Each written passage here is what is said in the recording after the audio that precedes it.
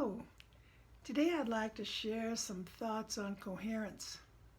I don't know about you, but I've been hearing that word a lot lately, and so I wanted to explore it and see how it felt for me, and then share my thoughts with you. I feel one of the things I want to do as we travel along this path together is to kind of share evolutionary terms, new concepts that are coming along that will help us and support us along our way as we step into these uncharted waters of the new and surf the waves of this creation that's coming and happening right now. And so I wanted to look at coherence, and I feel that coherence, I feel good when I hear coherence. I just didn't completely understand, how we get there. What is that?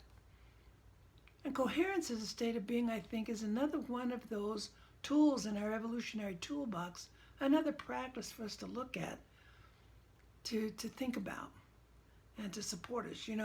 For those of you who know me or have known that I've been a lawyer for many years, and one thing I love to do is define my terms.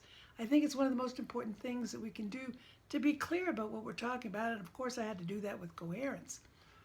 So what does coherence mean?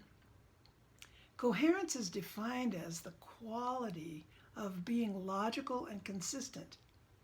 I like that. That feels good and sounds good. And I like even better the other definition, which is that coherence is the quality of forming a unified whole. And that's a good feeling. That's a feeling I get from it. The term coherence is embraced by diverse fields from quantum physics to cosmology, psychology, physiology, and all this new heart, brain, consciousness research that's going on right now. Coherence. And so I think coherence is big. I think it's something we need to incorporate. We hear a lot right now on a global level as well as at a societal level about unity. We've been stepping into oneness and out of duality for a while now. We talk about togetherness, peace, love, these concepts. And while I completely agree with all of them, I've been on that path for decades. But sometimes I think that those who haven't been on the path for decades might have a bit of time wrapping their arms around what this means, how it works.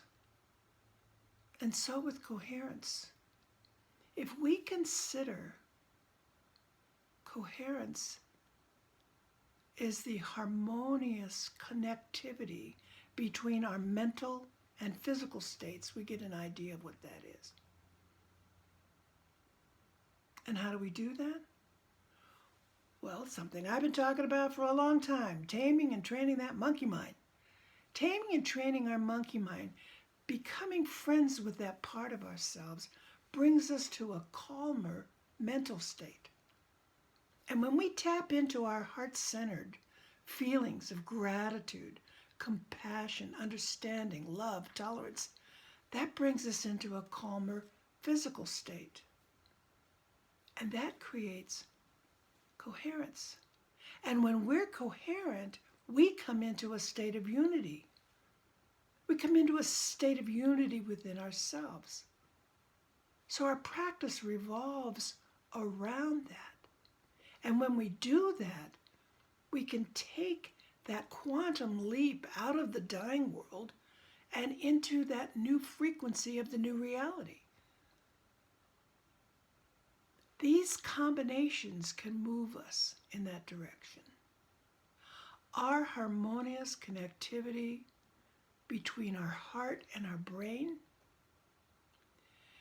between our mental and physical states, our subjective and objective, can tune us to a mutual alignment, to that oneness state with other like-minded human beings. And from there, we can interweave the threads of our being into all that is. that oneness state we talk about. We can become one with the cosmic web, the cosmic tree of life. I believe that coming into coherence, practicing coherence, calm mind, calm heart together, is a powerful practice. I think it can take us to the stars. Come join with me. Let's go to the stars. Let's become coherent. That's a step to oneness. Thanks for listening. Oh.